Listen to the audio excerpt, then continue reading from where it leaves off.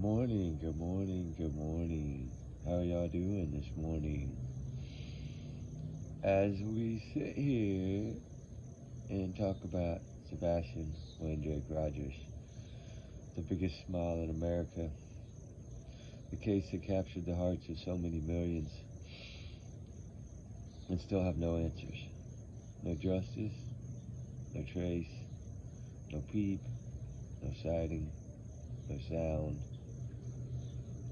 only lies, changes of stories, inconsistencies, an abusive household.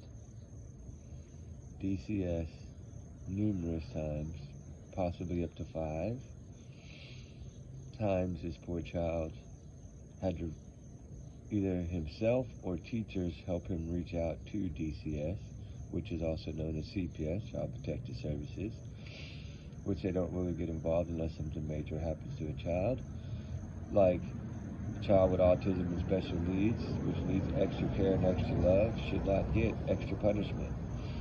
And should definitely not get corporal punishment, should not be beat with a belt or other things of this nature. No child deserves that. If you really love your child, you don't abuse your child.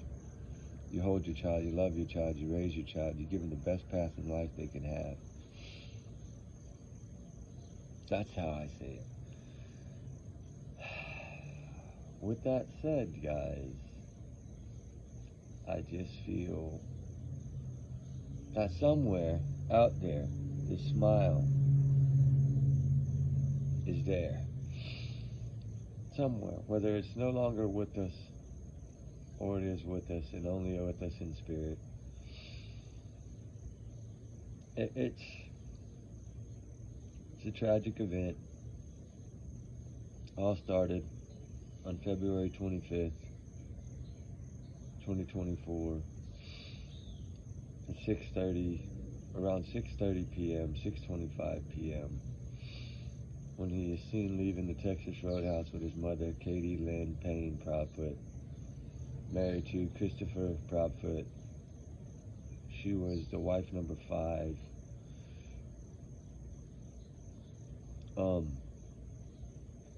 Never begged for a child, never pleaded for a child, never even fake begged, never even pulled the Barry Morphean, at least said, hey, I'll pay your ransom, whatever, whoever has you, we just want you back. Never, nothing, zero, zero, zero, zero.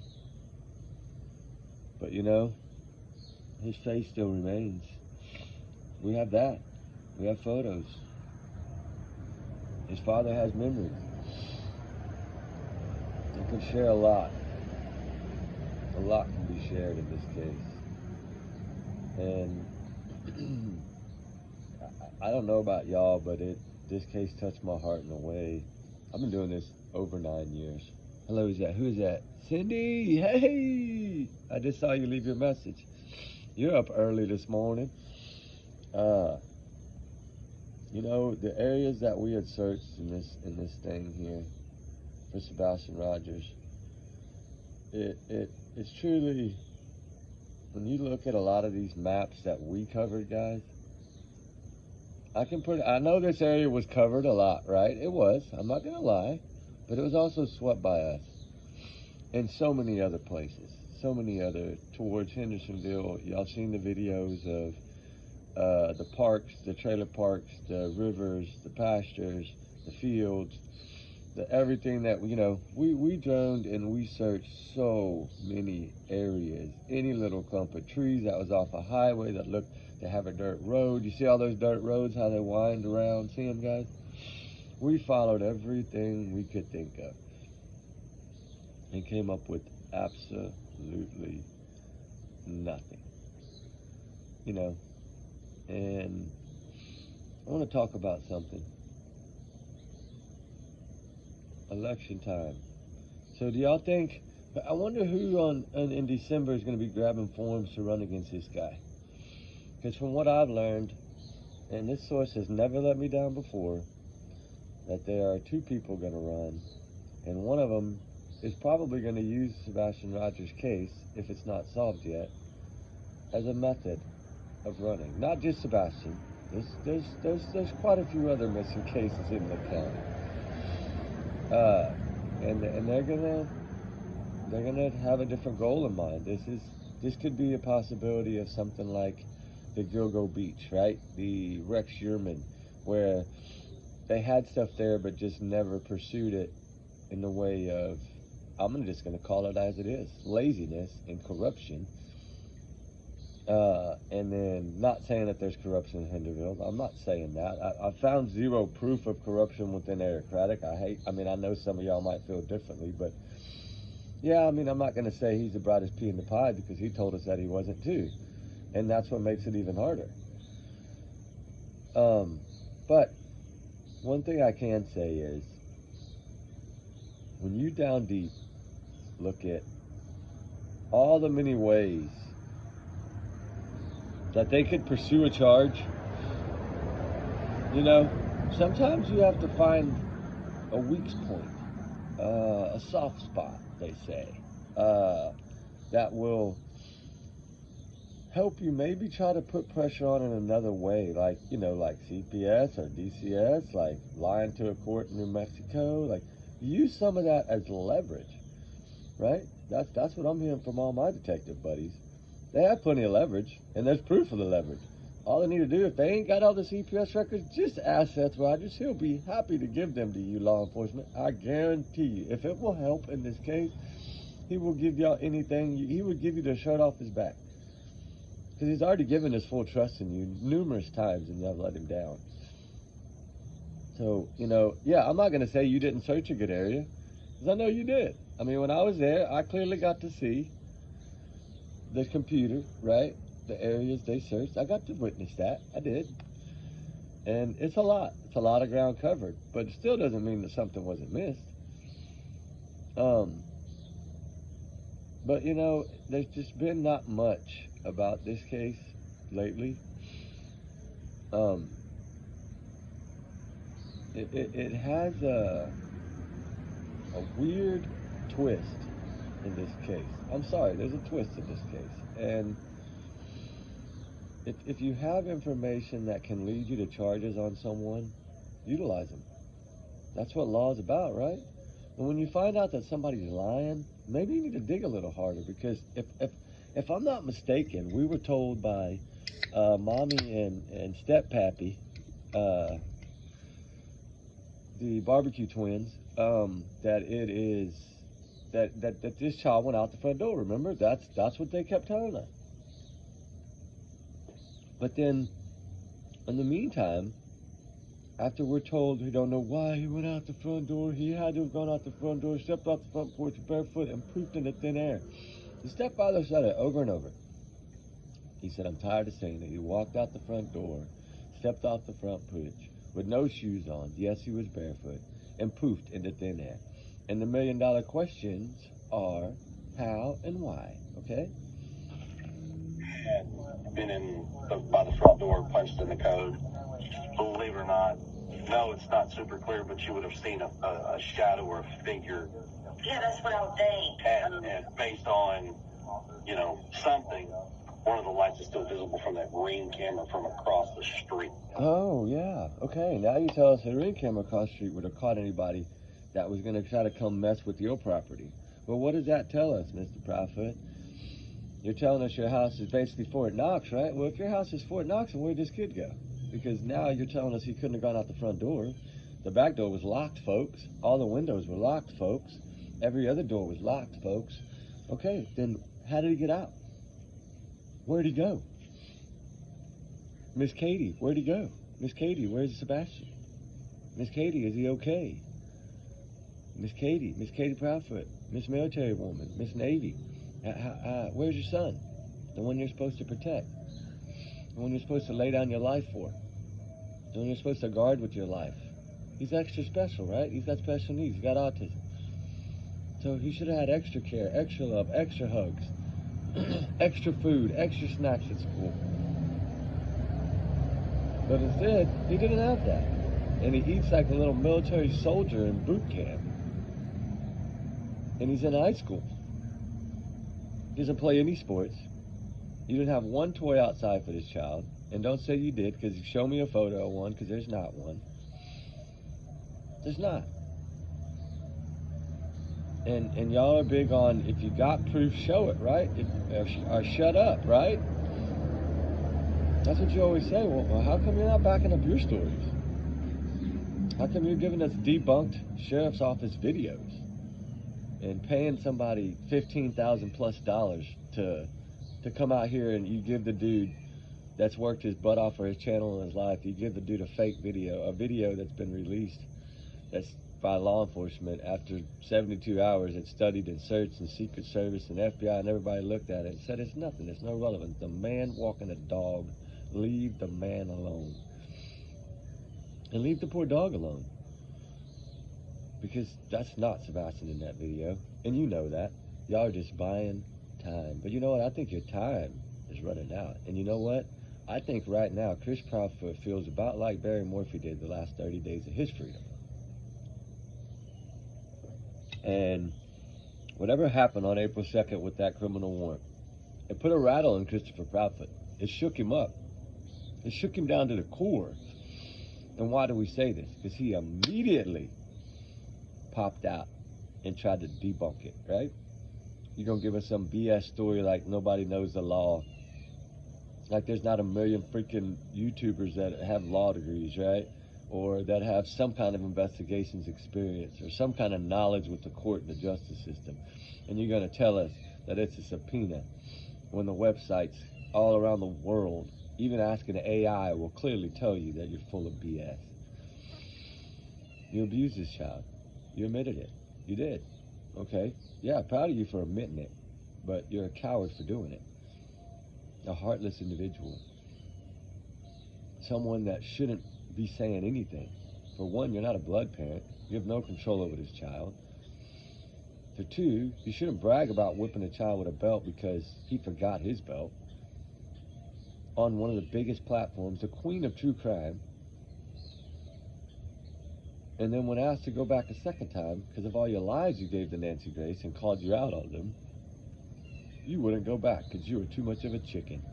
So don't say you're some stand-up tough dude, because you're not. You're a roly-poly in a freaking Santa Claus body. That's what you are.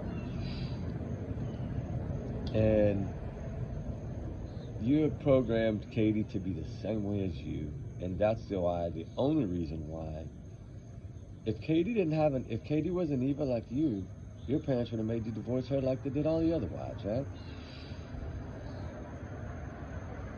I mean, you had a good keeper early on in your little sailor suit at, probably the age of 20-something, after you had just done something to someone and had a choice of either going to the military or going to jail, from what I understand.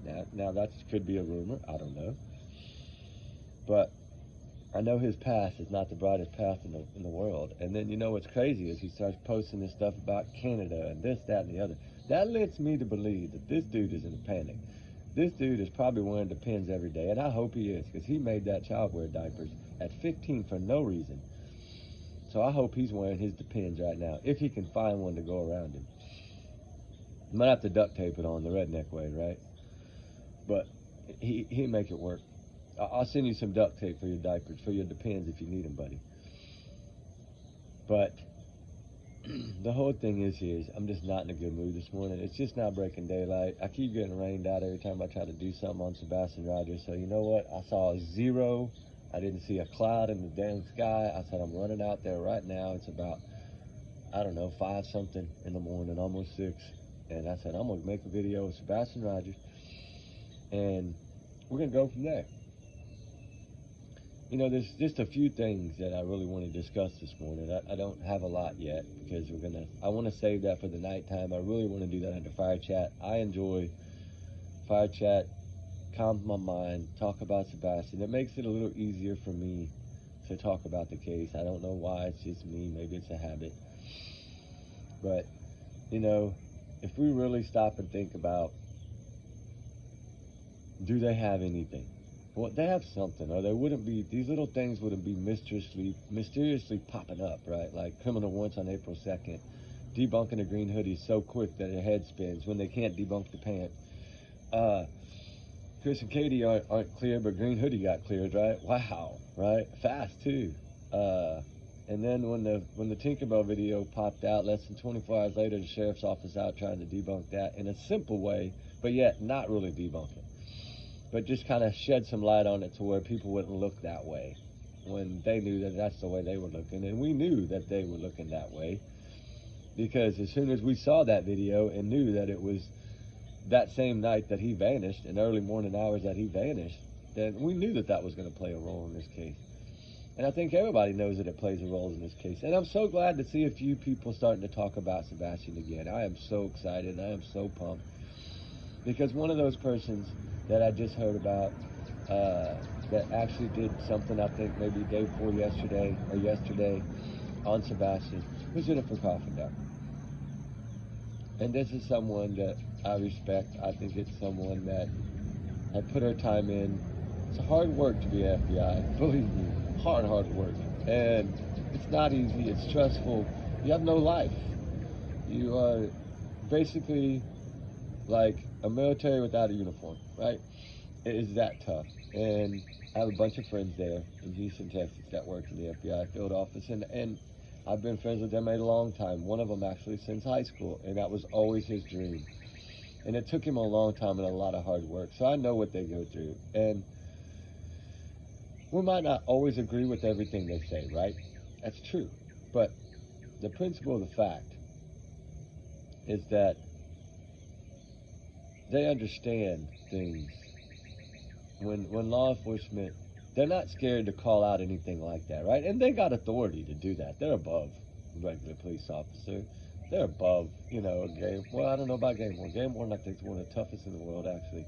I think they got more rights than any law enforcement almost, really. They can cut your lock off and come in your property, right? Without a warrant if they need to. So yeah, they have a little more pull, I think, game wardens. A lot of people don't realize that, but they do. They got a little more pull. I actually have a family member that's a game warden in Corpus Christi area and Corpus Christi, Texas area. And it's a dangerous job, believe it or not. It's a really dangerous job. It's not what you think it is. It's not just go out here and save the animals. It's fight crime too. They have to deal with people that are, on boats, on the water, full of alcohol, could endanger other people. It's not just as simple as, managing the wildlife. It's a lot harder job. But what's crazy was I spoke to a game warden, a wildlife management personnel in Hendersonville, Tennessee. Someone I met at a coffee place months and months and months and months ago that I had reached out to recently and actually finally heard back. And then I asked, would you mind if I give you a phone call? Because it was email, changed, and no problem. Gave me a time, which is always great because that way I know this person's free and can talk. And spoke with this person yesterday evening and ask a few questions about, different things of nature, of different things about that area, right? And he made a couple of good points, right? Of course, he said everything you need to know is right in front of you. I guess he's talking about like maybe the inconsistencies in the stories, the nothing adding up, the abuse, the this, that, and the other, right? Because they look at law enforcement a little bit different than regular police, right? And investigators and homicide people and FBI, because they're more of a wildlife management, but they deal with a lot of this stuff. They deal with searches for a lot of missing children. And people don't really get that, right? You always got to trust the ones that know the woods, right? And who knows the woods better than people that patrol the woods? So his first thought, because I said, man, I just want you to be straight on me. I know you don't know me that well. We just had a cup of coffee. I said, but I want to know your honest, truthful opinion on what you think happened here. He says, well, one thing you got to remember is I love animals. And I was like, yeah. He said, and I trust dogs. And he said there was 3 dogs that were utilized in that thing that I have seen work before. And those dogs are amazing and they don't miss a thing. And I was like, wow, that's good. I know that they can miss. He said, yes, but there's 3 of these dogs that never really miss. You know, I'm not saying that it's not possible, but in his opinion, what he was stating was that Sebastian didn't leave the home on his own, and that he didn't leave on foot. He pretty much said car or carried out or never made it home. And I said, that's the point I'm trying to touch, because that's where I'm at. I don't think this child made it home. And maybe I'm wrong, and I probably am, but I have always felt that way. And he said no. And he said, well, so what is your thoughts? And I said, I don't think he made it home either. To be honest with you, I think that somehow they were able to either swap cars or something, and Kathy was able to cover for Katie, and Katie was able to, do this and do whatever she did and then get back without, being caught. And it's kind of, that was his kind of feeling of it, but a little bit different version. And it was kind of interesting to hear somebody else's opinion when it comes to this, because he feels that, he thinks in his mind that somebody picked the child up from Katie, right? Like, he doesn't think Katie did the driving or swap cars or nothing like that. He thinks that she met someone probably close to the entrance of that neighborhood where there's no lights, it's pitch dark, and after the restaurant, after the dash cam, all that, like, and did it. Because he said if that child would have taken the trash out, the dog would have went straight to that trash can and sat down. And so, it's possible. And that was a question I always wondered. Did the dogs for some reason go to the can, and that's why they searched the landfill? Did the dog hit on the can at all? Hit on the inside of the can? Hit on, and then we got to look at what sheriffs and everybody told us. The dogs picked up 0 trail, 0 scent. So got to look at it that way too. But yeah, it was nice to hear someone that has similar thoughts, but yet they're different in a lot of ways, but yet it's the same concept, right? And someone else that doesn't believe this child made it home. He says if he did made it home and there was a terrible accident in that home, he says it could have been overlooked because they didn't do forensics. He says, so yeah, it is a possibility that she could have given this kid too much medicine, which I've thought that before, and a lot of people still think that now, that she gave him too much sleep aid. And but the more we think about it, and the more we take everybody's opinions, and the more we really ask for people in law enforcement or in the justice system, like judges, lawyers, retired or unretired, detective, and just simply ask them, what their opinions are, they're going to give them to us. They, one of my detective buddies always tells me, man, I can make 3 hunches on every case I did. I would take 3 gut feelings and write them all down the first day. Whatever my gut felt that day, I would write down those feelings that day, and then I would work from there. I would use what I could find to go with my gut, and that's a lot of times how detectives work, unless, of course, the answers are right in front of them. Now, of course, if they'd have walked in that home and there would have been looked like a struggle and a bunch of furniture moved or some blood on the floor, trigger warning, yeah, it would have been a different story. But it wasn't like that, because the house was so massively clean. I'm hearing now that his bed wasn't even unmade that morning. His bed was actually made. Well, if you go in there and you panic in less than a minute, like you said you did, we know you didn't make the bed. So, and why would you make the bed, right? I think the shoes, the unmade bed, there's sort of some things that she totally was in panic and forgot about. Flashlights, I think she tried to get people's camera footage that morning because she wanted to know if she was caught. That's what I think.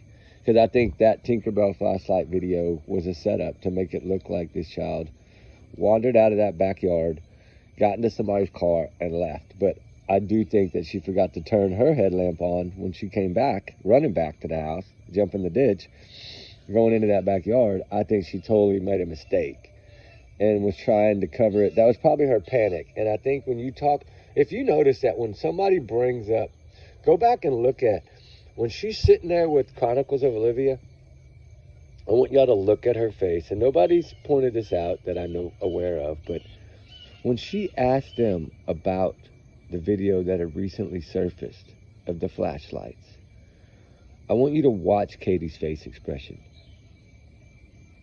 and tell me if it does not have guilt painted all over it in bright red letters.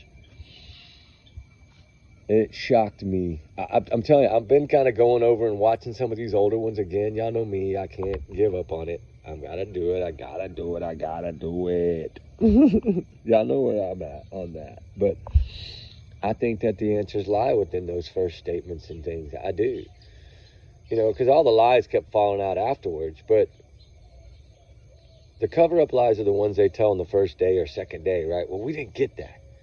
Because these two Twinkies didn't want to talk on the first day, or the second day, or the third day, or the fourth day, or the fifth day, or the sixth day, or the seventh day, right? Well, finally on the seventh day, going into eighth day, whatever you want to call it. Depends on how you looked at the date, 25th or 26th. But lo and behold, by the time they spoke, a landfill warrant had already been executed across state lines, which, if y'all remember, I told y'all I'm the one that caught the state line things and brought that up on my video, and then it went everywhere, which is good. I like these things to come out, and I like people when they think outside the box and they put out stuff for us to grab, either whether it's me that comes up with it or somebody else, doesn't matter. Put it out there, because sometimes it might trigger somebody that's working on this case, and they might go, oh my God, there's the answer, right? And it might be something simple as a thought we had that leads them to the answer they need. And because there's really only one person working on it. The card team, I always said I wanted the FBI card team on it. We know now that that's not going to be possible. Too much time has passed. They will not do it. They need to do it in the beginning, or I think within 6 months. And evidently, Summer County didn't invite them. Summer County didn't. I mean, they asked for their help, but I don't think they allowed them too much control. And that's sad, because if I was a small town, which I am in a small town, just like that, and if I was to be a sheriff and I had a chance, I would say, FBI, please take the case.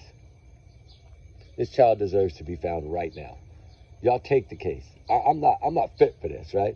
Because we learned, what, a couple of press conferences in, I mean, second day, I think. Hey, I know I'm not the brightest one in the room, so I'm open to anything. Well, you're the leader. You're the team leader of that sheriff's office, and they just heard you say that. You're supposed to be the strong one, the one that knows everything, the one that can solve everything. That's supposed to be your title as sheriff, elected official, which he got handed. He wasn't elected because he didn't have to run because of the timing. But he'll have to run this time, and will he win? No, I don't believe so. Well, now, I take that back. I should have said it differently. I've already heard from the locals. If he solves this case, they all said they'll vote for him. But if nothing is done by December 22nd of this year, when the forms are handed out for the new people that are going to start running for him over the next, year and a half, 2 years, that are going to get in the race, they're going to be in the race after December 22nd. But I know one of them said that if he's to do that and solve this big case, massive case like this that seems to be unsolvable, that he would probably not even run, right? Because it would be hard, because he will win the community over. And I don't think that law enforcement, I don't think that these sheriffs, elected officials, really understand that. But you know who did? The one that won the election and was appointed to the Gilgo Beach. The one that was the police chief and commissioner that came in, that was brought in after Burke was arrested and all that, right? They brought this guy in, a new elected guy, and he brought in a new DA and all this stuff. And they got together and created a task force and had Rex Sherman in less than 6 weeks. The same thing, I believe, can be done here, just like in Summer Wells' case. I think the answers lie somewhere in a stack of papers in a folder. Somehow, somebody that knows something, his name was either brought up, talked to, interviewed, something out there will give them the answers. I mean, they can look at the lies, right? The inconsistencies. And that's why, like, now I'm working on the video from Katie, right? I did Chris's already, of all his many lies and his little couple of seconds about his belt whacking and abuse and throwing his toys away and how corporal punishment and you know, how this, that, and the other, all these things. And then the last piece of that whole video I made for them, which was like 45 minutes, I think, was that clip I always play about him basically telling us that the front door is not an option for somebody to go out of or come in without being seen. So basically, he's going against everything they said in the first year, right? That, sorry, you can't come in the front door, and so that if you can't come in it without being seen, it means you can't go out it without being seen. Maybe he didn't think that right ahead, but that's basically the answer that it gives us. And, you know, it's just to see this, that somewhere something is there that will help them, in my opinion. But lo and behold, you know, we went through the wave of the seriousness of this case in the first 30 days. And then the speculation started. Then the drama started. Then the speculation got bigger and bigger and bigger and bigger. And it just kept growing and growing. And then it kind of died down a little bit. Right before, at about the 5th month, it started dying. Kind of rapidly, actually. And then FBI puts out the reward. And everybody's right back on it, right? Why did FBI do this? They must know something. No, they're just trying to keep tips rolling. They're trying to keep his face alive, because to them, FBI doesn't usually put rewards on cases unless they feel that they're solvable, right? And of course they want every case to be solvable. But if you look at the difference of some of these missing children cases that has never got a reward by the FBI, and then the ones that have got a reward by the FBI, and then the amounts. Because if you really look at this case, how confident FBI was in this is, Stephanie Darwin case, the one that vanished up there in New Haven, Maine, the one that moved from Texas to get away from CPS because of the nightmare, remember? And then the daughter vanished off in the woods, which was a lie. They harmed that girl, in my opinion. They only put a $15,000 reward up for her.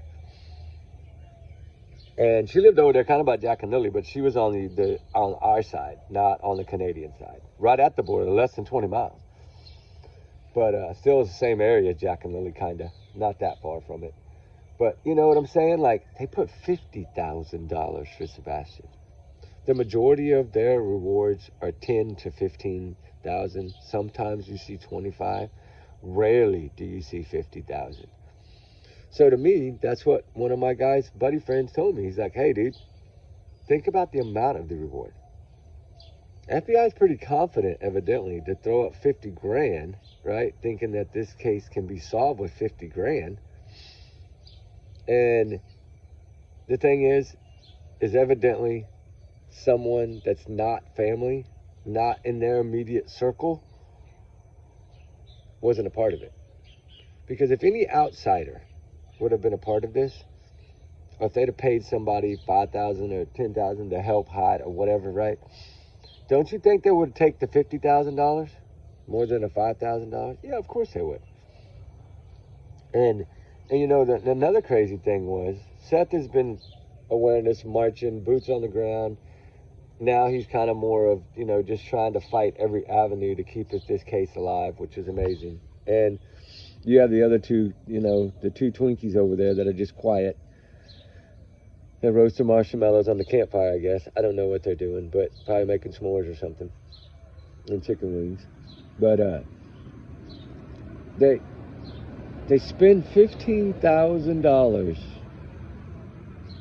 on a PI, give him a fake video, but can't put a nickel up for a reward. Even Barry Morphy, after doing what he did to Suzanne, put up a $200,000 reward, or $100,000, and then he bumped it up to $200,000 after he sold the house, I think, something like that. Even though he knew exactly where she was, according to law enforcement now. I mean, he's innocent until proven guilty, of course. But, of course, they're saying, and until it has to be proven, but that he knew exactly where she was. He had her hidden somewhere and then moved her to that other place, like months later. The tranquilizer dart, the BAM, like he was the only one with access in that whole entire county. I think within 5 counties, actually. I knew it was like 3 or 4 or 5 counties, maybe 7 counties. Nobody even has that license in those areas, except for him. And now within the state, I think there's actually 9 individuals, but the majority of them are not in that area. They're in a total different area of Colorado. It's usually where the big zoos are, the Colorado Springs area, where those big animal zoos, they got to have people that are licensed there in case they got to put a moose down to work on it, or a bear, right? You're not just going to walk into a bear cage and say, come here, buddy, let me check you, right? It don't work that way. And you dang sure ain't going to walk into a moose pen and go up to a moose to try to work on a moose when a moose will literally take you out faster than a grizzly bear. Moose are very dangerous. That's why I never hunted them, and all the things that I hunted, and did photos of.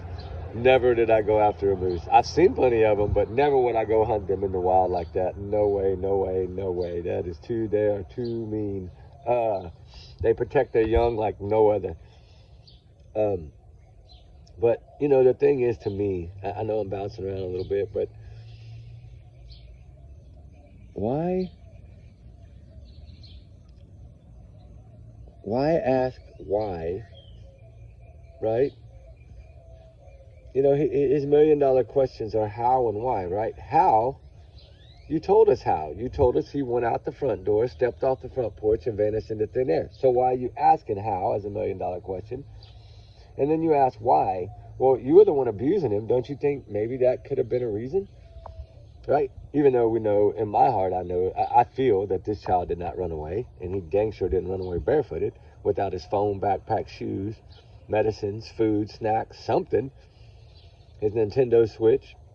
Those little lines, those few simple lines that Seth Rogers said in the beginning of all this about his shoes, his backpack, his Nintendo Switch. This is a dad that used to tell him what to bring and what to prepare when they were going to go fishing. He'd put stuff in his backpack to take with him, a bottle of water, snacks, whatever, right? Prepared to go, even fishing with dad. So if this child planned to leave on his own, as educated as he was, because he's smarter than both Katie and Chris, and way much of a better person, had a bigger heart than they did. They don't smile at all. They just smirk and laugh. They don't smile. It's Sebastian, his biggest smile, always. But, don't you think he would have taken some? Common sense tells us he'd have put at least his socks and shoes on. It was cold. It's Tennessee. It's winter. It's getting close to the end of winter, but it's still winter. It was still in the 20s in the next few nights after that. It was still cold. But why? Why ask why? Why ask how? Why not try to find those out? All they did was appraise law enforcement, pat them on the back, and they had never found, not even a clue, not a glimpse of him on video. But to them, to Katie and Chris, that was excitement. Oh, y'all are doing such a good job. Y'all have done everything. Y'all have thrown everything at it. Y'all couldn't have done no more possibly. Y'all are so good. Why were they buttering up? And what's funny was all this buttering up and ass kissing they were doing. Right? I guess they looked at these police officers and Eric Craddock as maybe they thought they were pancakes or something, and they're just praising them like they were food, right? Nah, I'm playing. But y'all know what I'm saying. They were doing that. And lo and behold, they were sitting here telling you there's not a sighting, we don't have a people, and we don't know nothing. We don't know where he is. We're searching landfills. We're searching everything. And we still can't find this kid.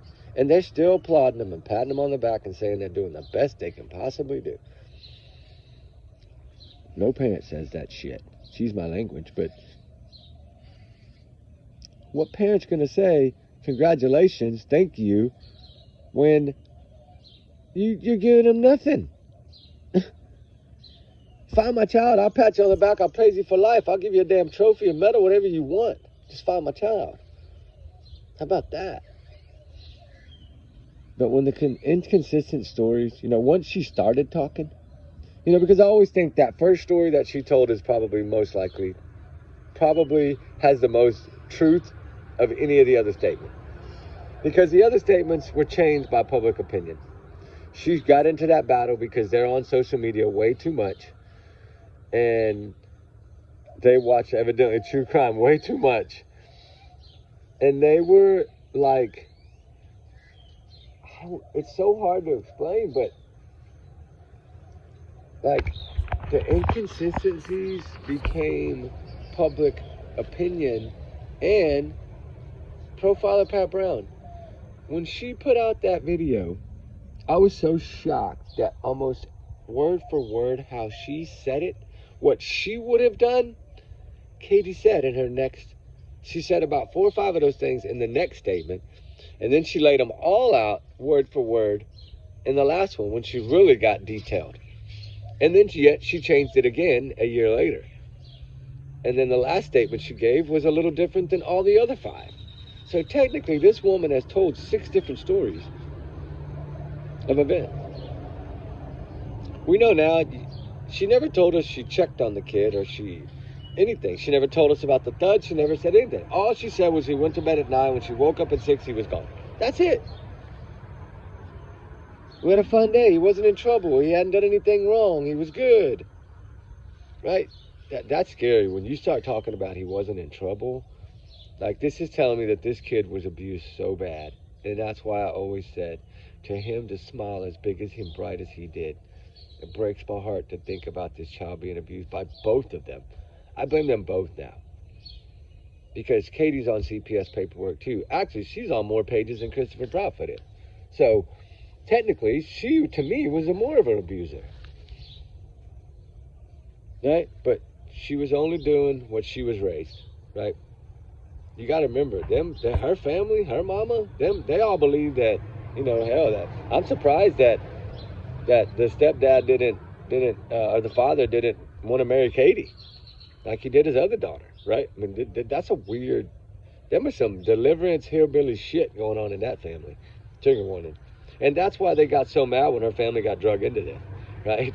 Shout out to Jonathan, boy. I'm not going to say the full thing because I don't want to get him everything fired up again, but shout out to Jonathan, man. He took them by a shocker. He made them so angry. They hated him so much. But you know what? When somebody's telling the truth, you don't like it. You want to shut them up, right? They want to silence him. And they tried that. And of course, what did I tell y'all? The minute they filed that stuff on those YouTubers, what did I say? Go back and watch that. They will lose. Because I looked at their history. Everything they have ever tried to do has always been about getting faith or getting rid of their significant others so they could have been together. That's all they were doing. It's a pattern, right? It's they thought they were better than Nina and Seth. We're military, we're better than y'all. No, you're not. You're evil, you're twisted, you're committing adultery. Like, right? Because they met in 2015. I don't care what anybody says. I got proof that they met in 2015, December. Actually, before that, actually. But the proof that I was seen and shown photographs was they met in December of 2015. Like, they were already, like, friends by then. Or whatever you want to call them. Sidekicks or whatever. Because he wasn't even married to Nina yet. Nina wasn't even pregnant yet. Seth didn't even know that he was about to be basically, after, raising Sebastian and always being praised by Katie, to turn around to being, you're a horrible dad, you this, that, and the other, and you should never see Sebastian again, and I'm getting a court order, you're done, I'm kicking you off this base so I can be with Chris. But she didn't tell, of course, Seth that, but that's in her mind, that's what she was doing. And then she tried this plan and told Chris, hey, you tried this plan to Nina. So, like, see, that's when the family, okay, that's how, let me just say it. I was going to wait for tonight. This is how Katie won over the Proudfoots. Kathy and Terry. The Bowersoxes. She won them over because she was helping Chris to get faith while she was trying to get Sebastian, get Seth out of the way, get Nina out of the way. You know what I'm saying? And I think that was part of it. And then, of course, what threw a wrench into their first initial plan that I'm going to talk about tonight, because nobody's discussed this, was then Nina got pregnant out of the clear blue. Okay? And that messed a lot of things up for them, because their plan now had to be put back on hold. Because now they had to wait till the child was born, or try to figure out how they could take the child and then get rid of Nina and do it that way. So then Katie started masterminding that, and then helped them with that to figure that out. And then Katie was behind what they did to Nina by getting her to come there with no plans of ever reconciliating. Chris didn't want to be with her. He was with Katie already. He didn't want to be with Nina. He just wanted the child. Because why? Because Katie wanted the daughter, right? She wanted a little stepdaughter. She wanted a little girl to call hers, right? That was always her dream. So she just, when it wasn't a girl, I guess, she aborted them, right? Because she remember she had 2 abortions, trigger warning, but she did. And then, you know, the third one, of course, she didn't have an abortion with. She had Sebastian, the little special child. He was extra special. Yes, he was. But karma, like I said, karma always comes back in different ways, right?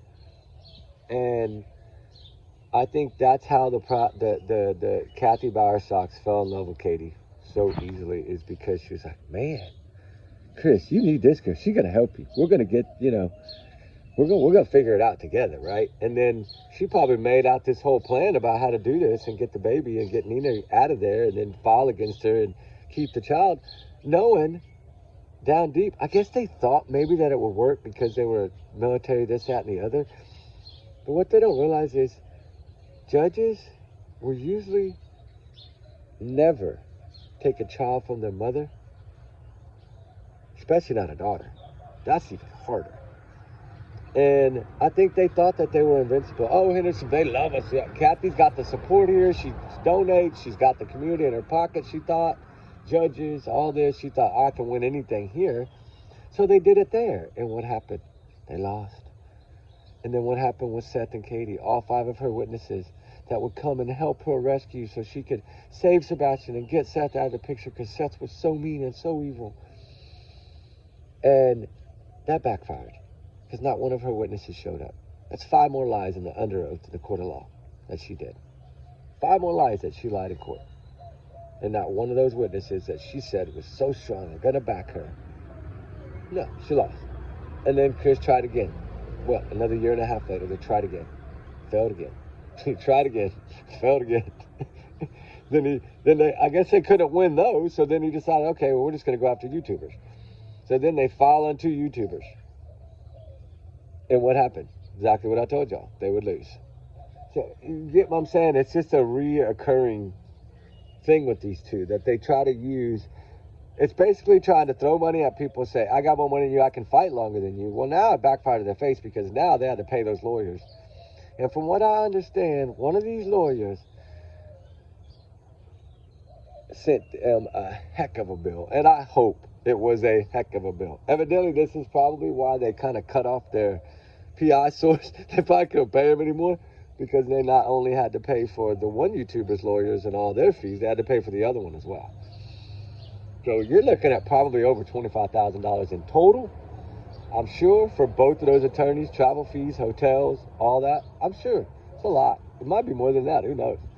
And then if I was them, from what I understand, I think one of them is going to countersue for loss of subscribers, loss of money, loss of revenue, damages of reputation, and they'll win.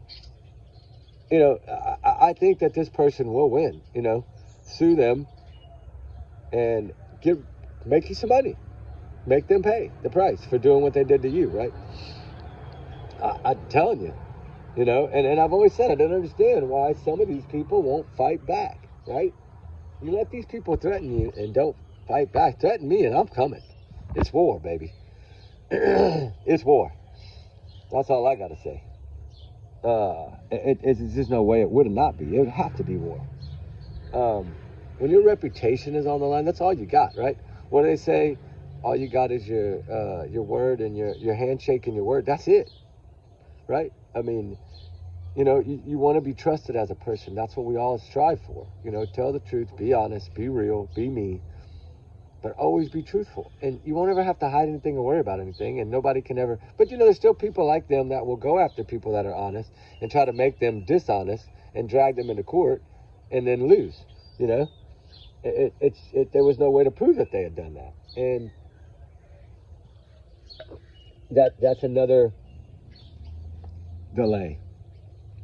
To me, everything they were doing was to take away from looking for Sebastian. Right? That's all it was. It was like putting on a set of blinders to keep everybody away from finding Sebastian, because in the beginning, when people were getting close, the people were randomly running people off, randomly threatening people. I mean, I got that letter, y'all know, which said a bunch of B words and, you know, go home, dog boy, or whatever. I mean, just stupid. But what one person failed to realize, that when I had someone come in, and I know who this person was because they leave an IP address, so I knew exactly who it was. And I think I told a lot of y'all during that video, when they put that black dog up there and named their self as like my name and my dog's name, I knew who it was. I knew automatically it was. And then of course I sent the IP address in to my friend and let him do his, you know, his duties, and, you know, figured it out. But it wasn't really a threat. It was just more of a, you need to stop covering it, which they were doing to a lot of people.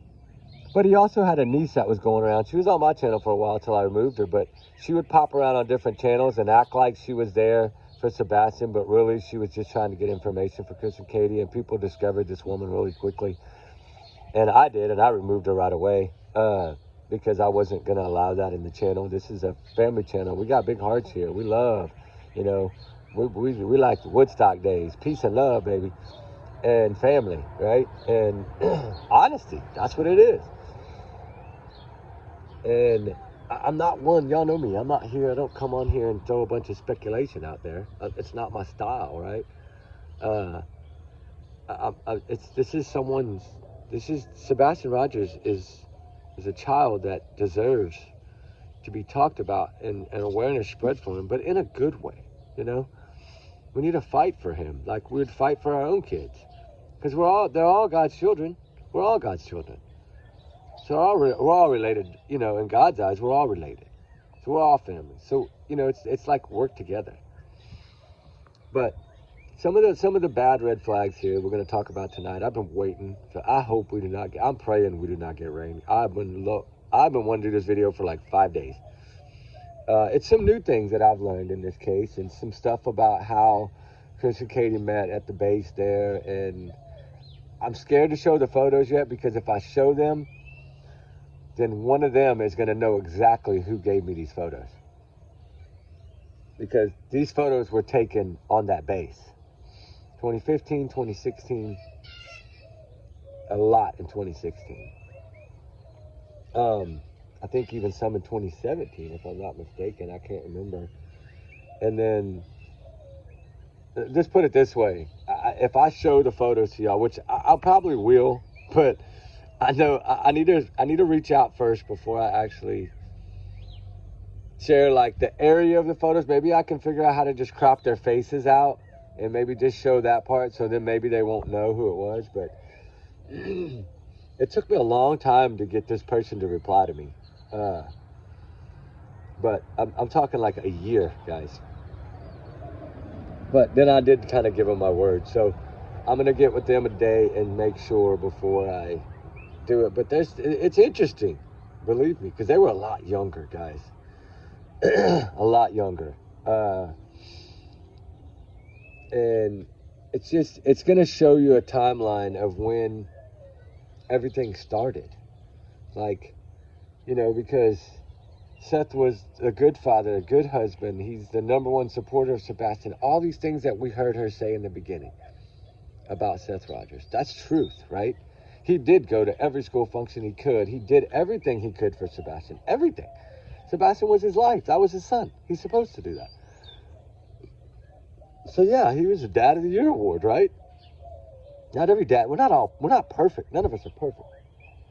And it's hard to raise an autism child. It is. But Seth did okay. You know, Sadie didn't deal with it because she was at work all the time. But all the wonderful things she said about this man, after all those bad things she said back then, what made her do this, right? It's this case that made her lose her mind. She didn't know which way to turn, which way to go. She thought this was going to be peaceful, that Chris and her and Seth were going to remain together, like not fighting, not arguing. We're only going to talk highly of each other. We're not going to start GoFundMes. We're going to just keep it simple, but we're going to support each other. I think that was a plan going into this. And then Seth smelled the bullshit. Trigger warning. And when he smelled the bullshit, it was over for him. Because it was, I think, less than 30 days he was pointing the finger. I mean, what was that on Peter Hyatt when he said, this is the mom's fault. Like, I blame her. And you should blame her. If she's really the last one with this child, she's at fault. She didn't protect her child. And evidently, the house wasn't locked down. If they're saying he got out, then that means that everything was unlocked. And they're saying it wasn't. So, I mean, they're saying everything, every window, everything was locked, folks. So, and we know now, because of Chris Proudfoot, thanks he told the truth, that you couldn't go out that front door. And if he wants to argue that, he argue it. You said it on your own words on Smiley. Shout out to Smiley for getting that out of him. You know, that's another big-hearted woman that is so passionate in these cases, and truly amazing to see these people with these big hearts that fight for these voiceless. You know, it's amazing. Of course, do we sometimes want to share things that we hear that we know might not really? Yeah, we do. But then again, you know, for the entertainment side of it, right? Like, there's only been really one case that I kind of made y'all laugh at, I think. Was the first time was, yesterday, the day before? When I did that thing on the Beauty Queen, right? Oh, the teacher, Christina Formella, right? Which got a shocker. I loaded her video this morning that I did yesterday.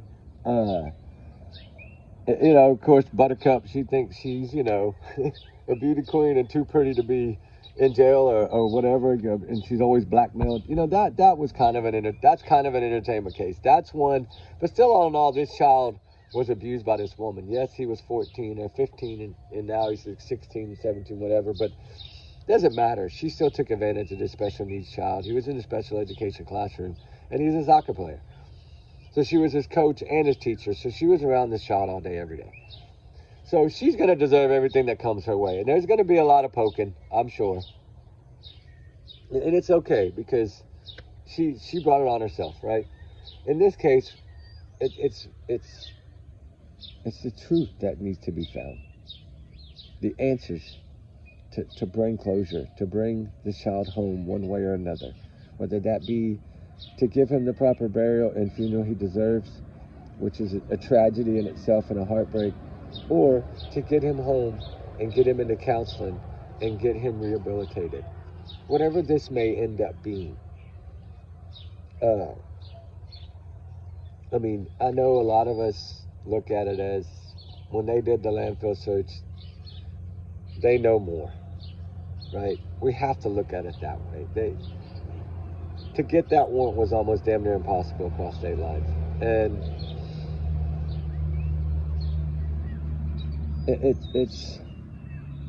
it tells us something.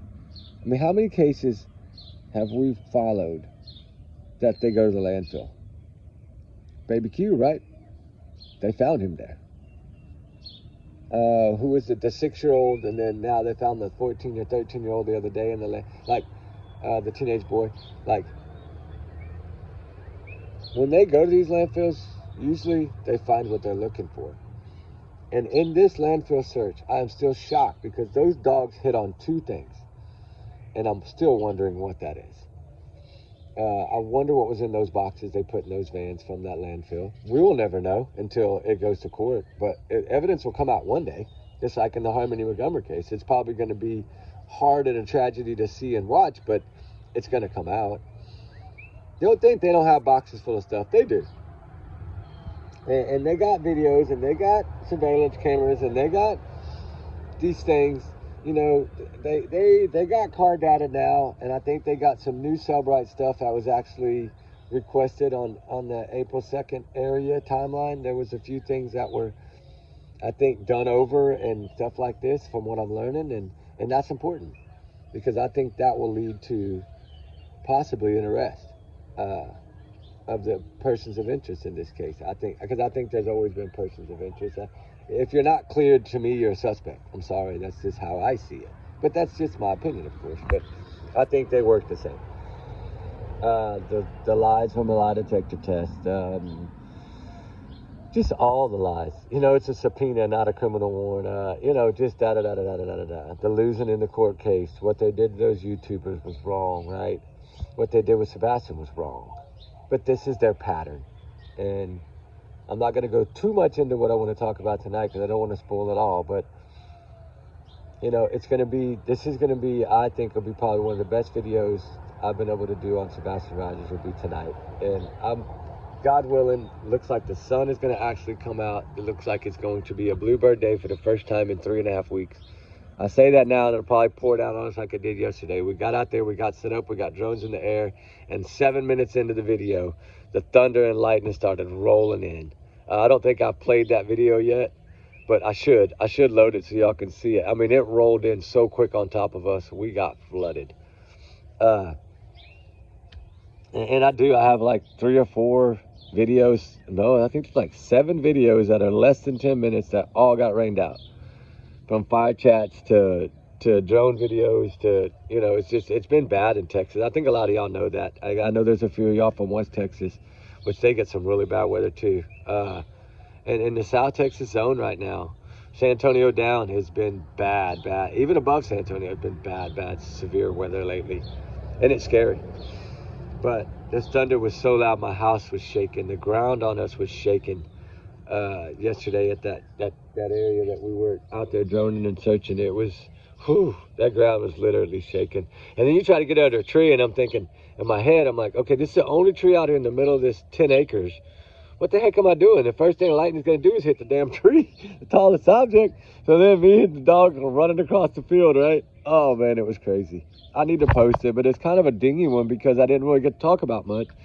And I don't like to post those little crazy ones, but sometimes those end up being the best videos, really. Maybe I do need it. I have it loaded. I already had a thumbnail created for it. It said bad weather gets us again. I just haven't loaded it. Yeah, if y'all want me to post it, it's only like 7 minutes. I'll post it, but y'all let me know. We're getting back into the normal thing. I've been replying back because, you know, I'm still busy, but I've been replying back to a few. I replied back to a few all this morning. I guess probably around 4:30 when I got up, 5 a.m. But now we got morning sun coming through the trees, and hopefully it's going to be a beautiful day. I hope it's going to be a beautiful day. And then I got all my cucumbers that are growing here. Anyway, we'll talk more tonight about Sebastian. I got a plan for y'all guys. I want to lay some stuff out. And I appreciate y'all still following this case because it's very important. All these cases are important, but this case is stuck in a lot of people's head. And in my mind, it's like, until this thing is solved, like, I can't give up on it, right? It's something that keeps pulling me. And it's the smile. I know it's the smile. He did have the biggest, cutest smile ever. And I hope that smile still is out there somewhere. I do pray for that. Do I think that? No, but I pray for that. You have to keep hope alive. So let's keep going. We're going to lay out some stuff tonight that's probably going to need 100 million trigger warnings and a whole lot of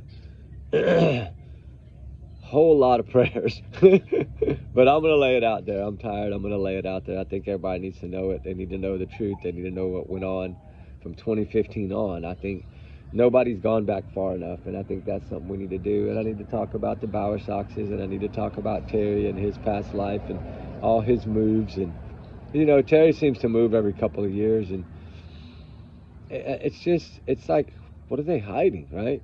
Like, you know, there's so many people that do not like that man, and then there's a lot that do like that man. So it's you know, there's a couple of people that live right down the road from him that can't stand him, and they really can't stand her. They say she is the Grinch made over, and that's pretty tough when someone calls you the Grinch. But yeah, we just need to focus more, and I want to go a little bit more over the flashlight because I haven't got to share that stuff with y'all yet that I got back. So I've been saving it.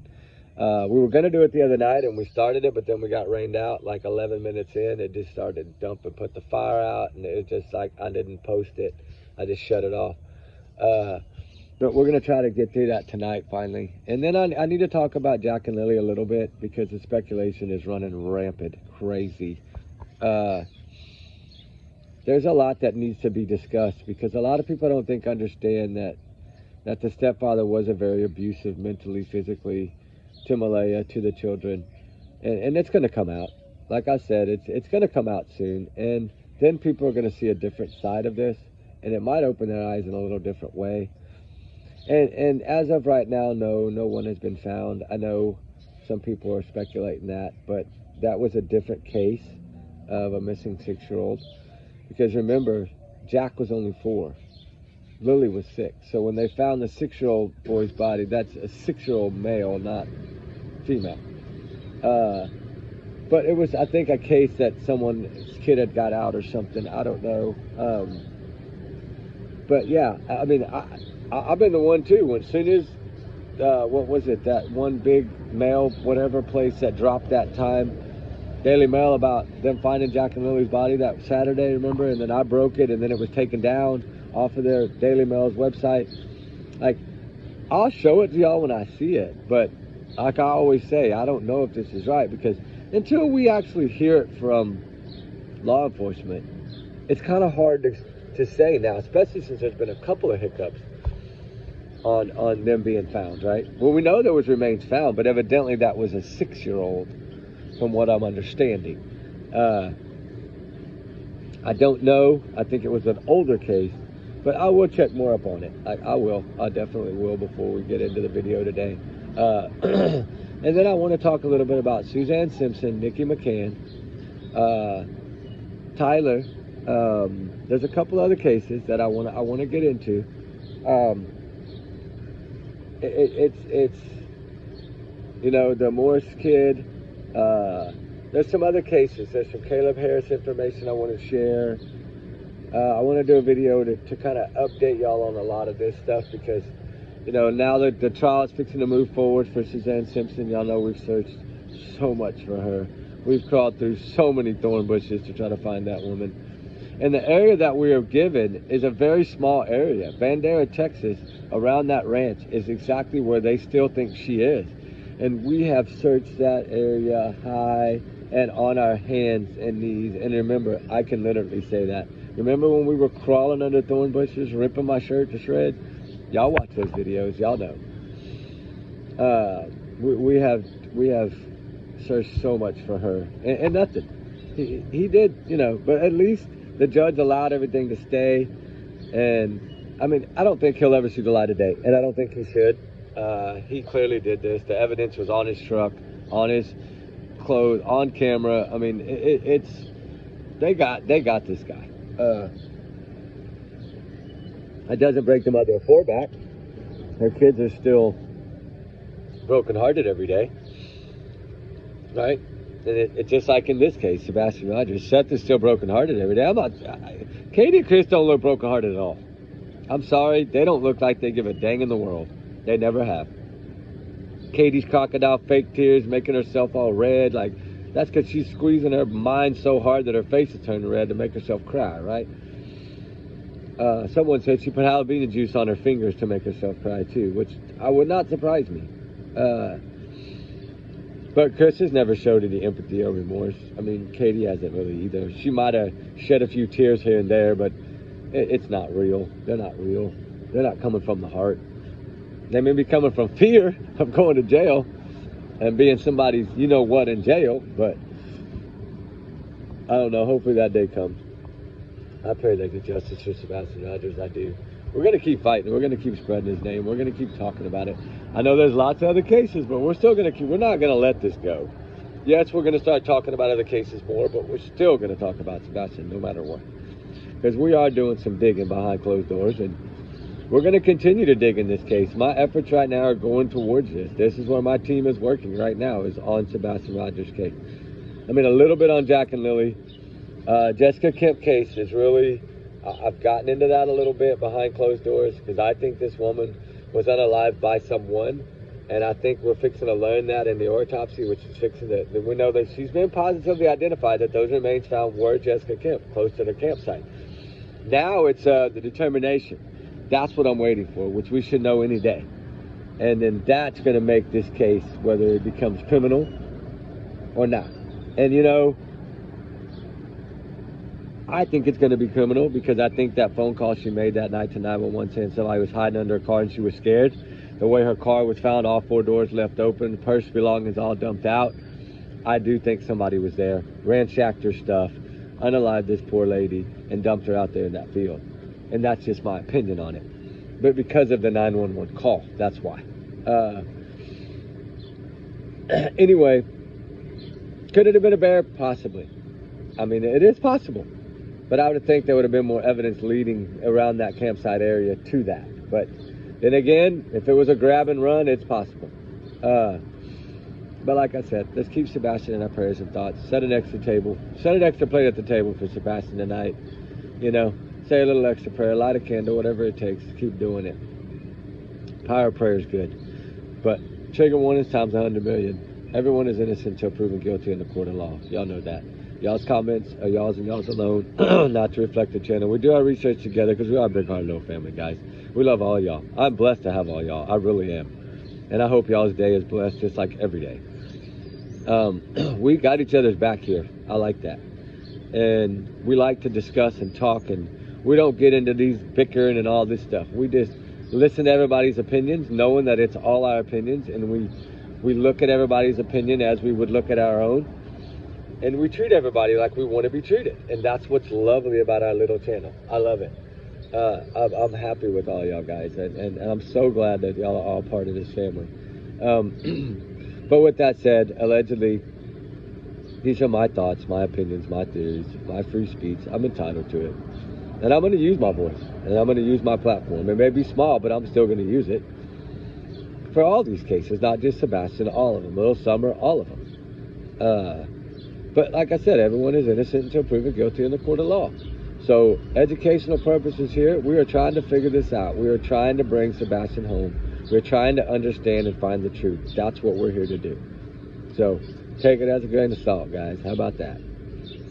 But anyway, y'all have a blessed morning. And say a little extra prayer for Sebastian today. And we will talk to y'all later. Because it's probably now about 6:45 in the morning. I've been over an hour talking about Sebastian, and it has not rained. Amazing. All right, guys, we talk soon. We love y'all. Bye.